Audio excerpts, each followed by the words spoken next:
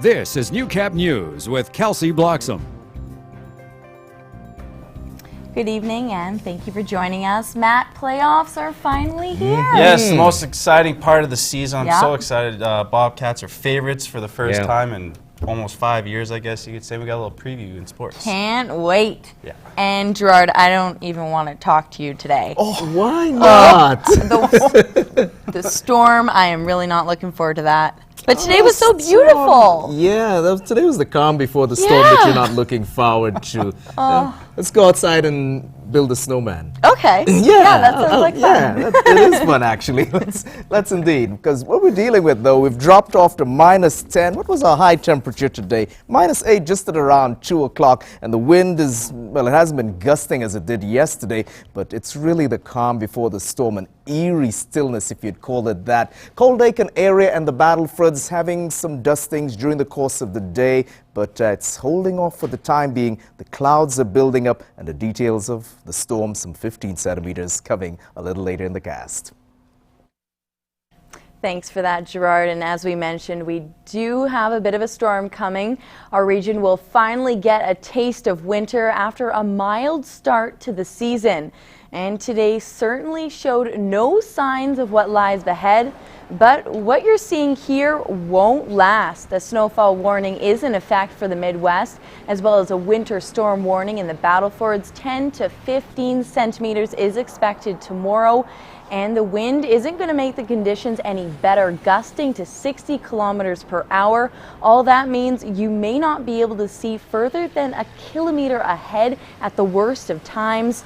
People around town are getting ready for the storm. Well, actually, I was hoping to go to Edmonton this weekend to visit my girlfriend, but I guess I'm going to stay at home, you know? Not going to try the roads? No, I'm going to try the roads. I have a small car. I think it would be really dangerous.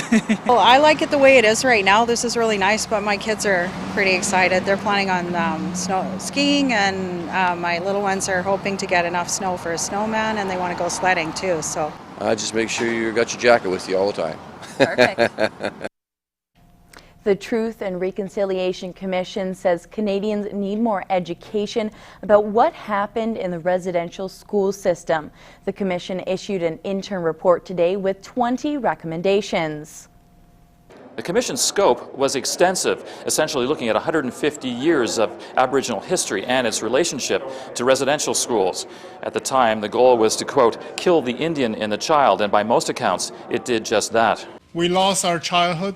We lost our families, the joy of our spirits, and our innocence. Commission heard some heart-wrenching testimony. Children taken from their parents, shipped off to schools, sometimes for years. Beatings, sexual abuse. And it affected the next generation because without their families, they did not learn how to parent their own children. And the impact is still felt today. Today is an opportunity for us to move forward. Move forward on a journey for some who said, now I can go on to heal. The report urges provincial and territorial governments to review what's being taught in public schools about residential school history and to add material if the curriculum is lacking. It also wants the general population to be educated about what went on in those schools. Governments have to provide resources for healing and counseling to survivors and include traditional and cultural healing methods. Churches and governments are being urged to fund cultural programs to restore lost languages and culture. In 2008, the federal government formally apologized to students of residential schools. The Commission wants to make sure each survivor receives a copy of that apology and that a copy be framed and displayed in all secondary schools in Canada. Where no child will be able to go through a school system in Canada without knowing this important part of our country's history. Although this is an interim report, the commissioners say there is no need to wait for the final report in 2014. They say work must begin right away to do what they call establish new truths about our country. Kirk Williams, CBC News, Vancouver. The Stockade Convention Centre will be buzzing with some of Alberta's top political leaders over the next 2 weeks as candidates gear up for a provincial election.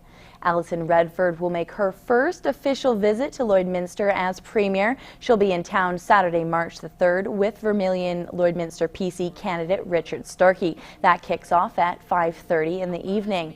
Meantime, Wildrose leader Danielle Smith is making her 4th appearance in the border city. Dinner with Danielle is underway Monday, March the 5th at 5:30. Local Wildrose candidate Danny Hozak will also be in attendance.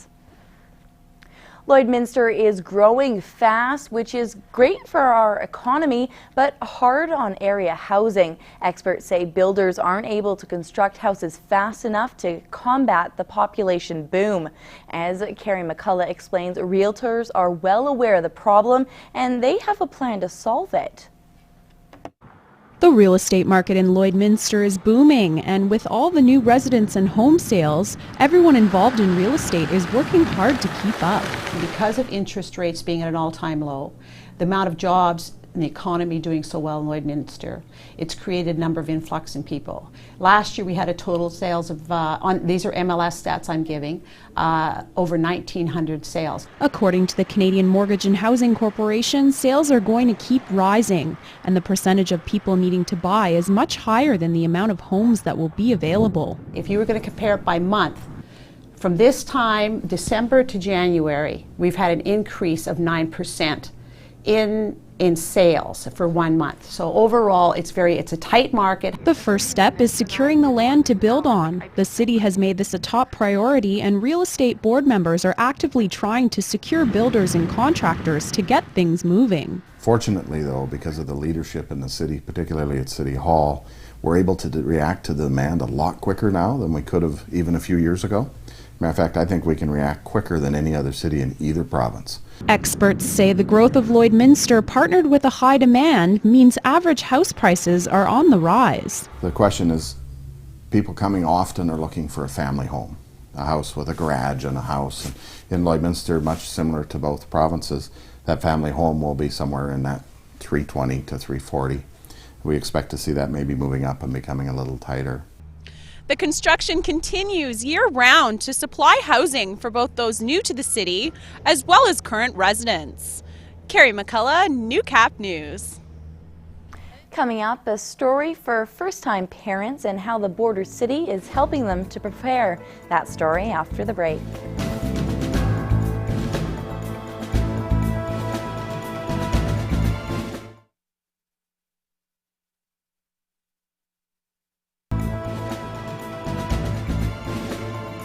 Expect some mail from the city over the next week. Property assessment notices were sent out today. The city says if you haven't received yours by Monday, March the 5th, contact City Hall. The final date to file an assessment complaint is April the 24th. It's a busy weekend at the Vic Juba Community Theatre, and you've got a chance to have some fun and help out a great cause at the Cutter Rally for Cancer tomorrow. Lloyd FM's Heather Clagus will be out and about, and she's got more details for you.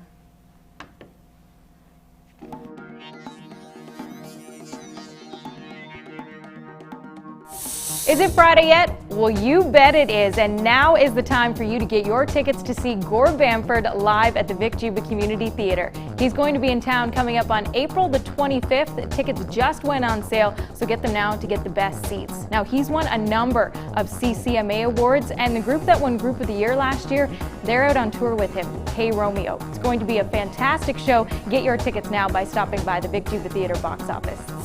Coming up tomorrow night, you've got the chance to enjoy a whole lot of laughter here at the Vic Juba Community Theatre. The B. Fisher Foundation is hosting their night of comedy. They've got 2 comedians coming in. Derek Edgers will be here. He's won for Best Stand-Up Comedy at the Just for Laughs Festival. Also, you may know him from The Red Green Show. Roman Danilo will be here as well. Tickets are only $40. You can get them at the Vic Juba Theatre box office. This weekend, we've got a chance for you to win a copy of LMFAO's latest album. It's got that song on it that, if you're like me, it gets stuck in your head.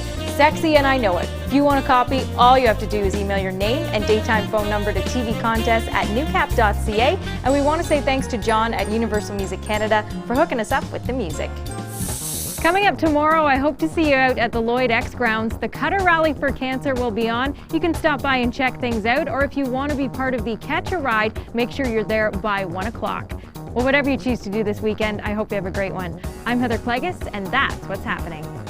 What's Happening is sponsored by Winmar Restoration. When flood, fire, or natural disaster strikes, the company you want to call is Winmar Restoration, coming through for you. Parents can often be overwhelmed and unsure about many things the first time around. One Lloydminster service is taking the worrying out of getting around with your little one. Studies show using a car seat correctly can decrease the likelihood of injury by 70%. For the past few years, a monthly clinic has been running in the border city with the goal to help moms and dads keep everyone safe. After car seat clinics, we hear parents that they feel really empowered to be able to install the car seats on their own, and they feel empowered that they're being a part of their child's safety. Edge adds some parents can find the purchase expensive, but notes the penalty is not worth the risk. If you don't have the car seat installed correctly, you can actually get fined when you get pulled over from the police, and it is a hefty fine. It is a financial burden, so if parents cannot afford a car seat or don't know how to kind of go about buying one, please call Midwest Family Connections, and we do have a program that donates car seats to parents in need. This new parent has already gone through 3 different car seats and now finds herself at the clinic. Well, it's very beneficial. It's for the safety of children. Anybody that has a child nowadays wants to keep them as safe as much as possible, and so this is one of the easiest ways to do it. The process is quick and easy. Simply make an appointment online, show up with both the manual for your vehicle and the car seat, and you'll be driving home with ease in no time at all. They're supposed to be man's best friend, but some dog owners feel there's nothing wrong with chaining up their 4-legged friend for days on end. Jennifer Anderson with the Lloydminster SPCA has more. Imagine being chained to a tree year after year. You watch the door, hoping someone will come play. No one ever does. You long to run, but you can only pace. You shiver in the winter and pant in the summer. Eventually, you stop barking. You've given up hope. This is a sad but true portrayal of the life of a chained dog. We all have many forms of entertainment, movies, music, friends, but your dog only has you. If you can't give your dog a good life, should you really have one? We care about unchaining dogs because dogs need to be part of the family. Many dogs live on chains all day, every day. Chains are often very heavy and can cause physical harm to the dog. Chained dogs often get tangled, keeping them from shelter, food, and water. They can also be hazardous, as dogs can get hung over fences and off decks. Putting your dog on a tie-out line as a temporary solution is one thing, but chaining your dog as a lifestyle is dangerous and abusive. Chained dogs are usually unsocialized, territorial, and prone to aggression. If they break loose and roam, they can pose a serious threat to the public. According to the Centre of Disease Control, chained dogs are 2.8 times more likely to bite than unchained dogs. Dogs that are most likely to bite are unneutered, chained males. Victims are most often children, as they are small and weak targets who don't know the dangers of approaching a chained dog. Dogs should be socialized and kept inside your home, as they're a member of your family. If you want your dog outside, build a secure fence or buy a topped kennel. Make sure to place the kennel in a spot where your dog can find shade or shelter from the elements, and keep food and water inside the kennel as well. We see many dogs come through the shelter with a chain around their neck. Chaining your dog is not a lifestyle, it's a life sentence. Let's start a chain reaction. Unchain your dog. Make it a part of your family and securely contain it. For more information, visit LloydminsterSPCA.org or unchainyourdog.org. Humane Habits is brought to you by Quick Pick Waste Disposal. Locally owned and operated, and serving urban, rural, and industrial customers in Lloydminster and District. Matt joins us now, and it is playoff mania. Yeah, you were freaking out in the newsroom earlier, like going off the wall. Yes, it's awesome. I really was. We got Bobcats, we got Border Kings, we got previews of both teams coming up in sports.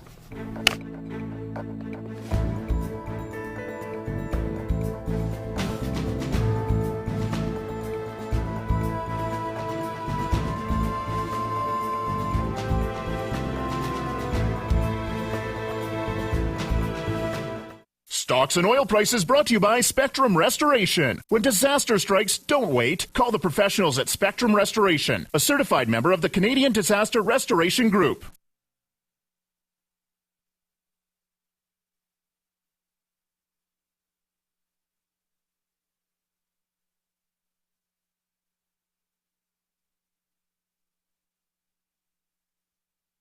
Sports is brought to you by All Out Auto Repair, home of the $46 Saskatchewan and $66 Alberta Safety Inspection. Your complete automotive repair. For the 5th straight year, the Lloydminster Bobcats are heading to the playoffs. This time around, things are different. As Emmett Murphy reports, after a 38-win season, the Orange and Black are going to the postseason as one of the favorites. When the Bobcats touch the Civic Center ice on Saturday night against Drayton Valley, it will be the first time the team has hosted a playoff series in a dozen years. Never been a really strong team going into the playoffs. I think this is a strong team. And as long as we keep our head and feet on the ground and don't look past this first, our first matchup, I think we'll be okay. But it's awesome right now in the room. I mean, every practice we're getting more and more excited, and just can't wait for Saturday to come. It's awesome. We got home ice advantage, and we're really looking forward to that. The Bobcats and Thunder met 6 times this season, with the Cats earning points in all, winning 5 and losing 1 in overtime. The last time these two teams met at the Civic Center had head coach Brian Kern shaking his head in disbelief after a 10-4 Bobcats win. He doesn't expect the same sort of blowout this time around. By no means is this going to be any easy series. This is going to be a coin toss, this one. It's going to be a tough battle. Whatever you think in the North, it's just going to be unbelievable getting out of the North, but I think our team looks forward to it. Well, the Cats say they don't want to look past the first-round series. Every guy in the dressing room knows they have much bigger hopes. There's only one goal I've ever had, RBC. There is no other goals. I'm still focused on going to an RBC here with our teams. Obviously, just make a great big run, play as best my ability so then we could possibly win a championship here and go to RBC. Last year was great getting out of the first round, but this year, we've definitely set in our minds that we can win a championship. Emmett Murphy, Newcap Sports. After a crushing loss to Bentley in the Chinook Hockey League final, the Lloydminster Border Kings has some unfinished business. Moses Woldu has more on a team that is rested, refocused, and ready to go for provincials. It's a goal that still resonates with the players. Losing in overtime there in the final.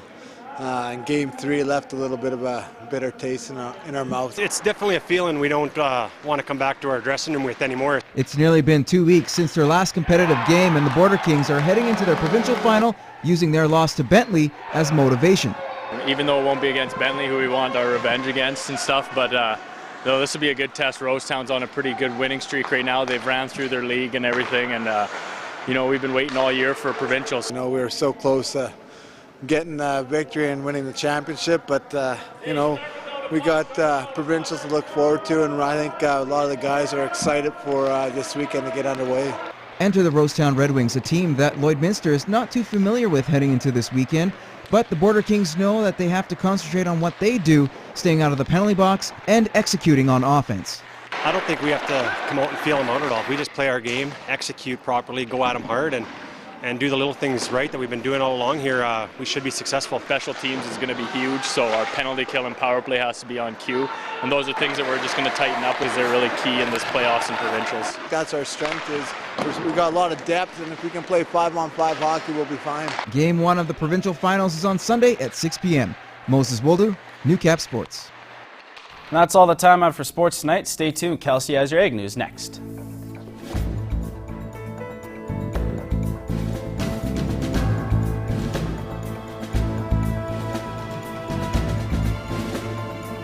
There's a jerky problem in Alberta.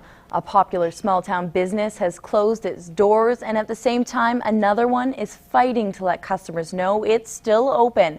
Both businesses revolve around beef jerky, but one simply could not swallow Ottawa's new rules. The village of Longview is a beautiful spot with a population of just over 300 people. Next to oil and gas, it's known for producing beef jerky.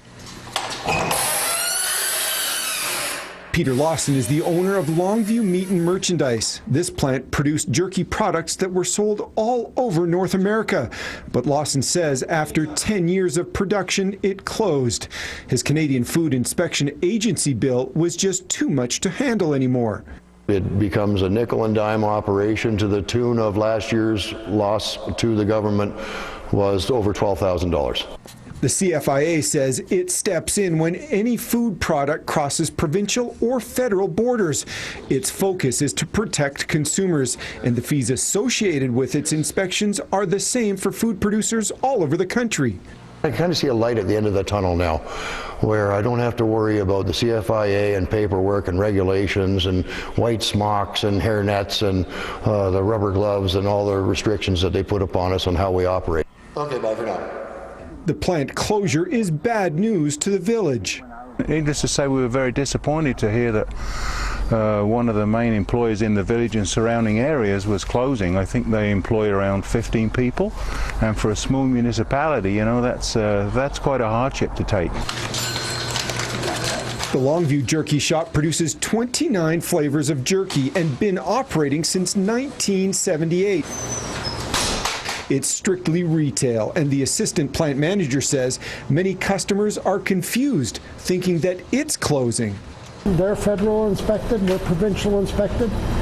Though we use federal inspected meat, and our health regulations are very, very close to what they have to be. We have to run the same tests on our product as they do. The good news for the village is that while one producer has closed up shop, it will still be known as having the world's best jerky. Kevin Fleming, CTV News, Longview. That's your agriculture news for today. Gerard is in next with weather.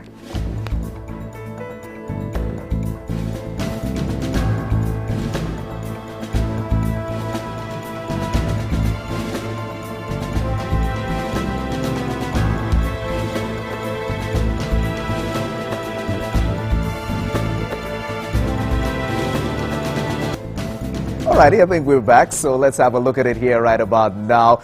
System that's developing off the coast of BC, and it will trek across Alberta and sure enough dump 15 centimeters from Edmonton through to Lloydminster, and whatever is left of it by Sunday evening will finish off in Winnipeg. Have a good look at it here as it elongates itself across the prairies, and you ignore that high. That's the low that's heading south of the border there. Look at how the temperatures are influenced in this hour here, and of course in our region too, -10, -9, -5 in Swift Current. They too expecting quite a dump as it goes along. So to the Battlefords, accompanied by the wind basically out of the northeast, anywhere from 40 to 60 kilometers an hour, and 15 centimeters before it's all done on Saturday evening. Only 5 centimeters in Cold Lake and area, but we'll see where that puts them come Sunday morning. And one more time in our area, yeah, 15 centimeters for us too. Good day for a sleigh ride. We'll be out for the Cutter Rally just after lunch, so that should be fun. And Kelsey, we can build a snowman when we're all done, yeah? Fun. There's that 5-day missed the 5-day forecast, yeah. But once we get out of Saturday evening, Sunday, it should be mixed.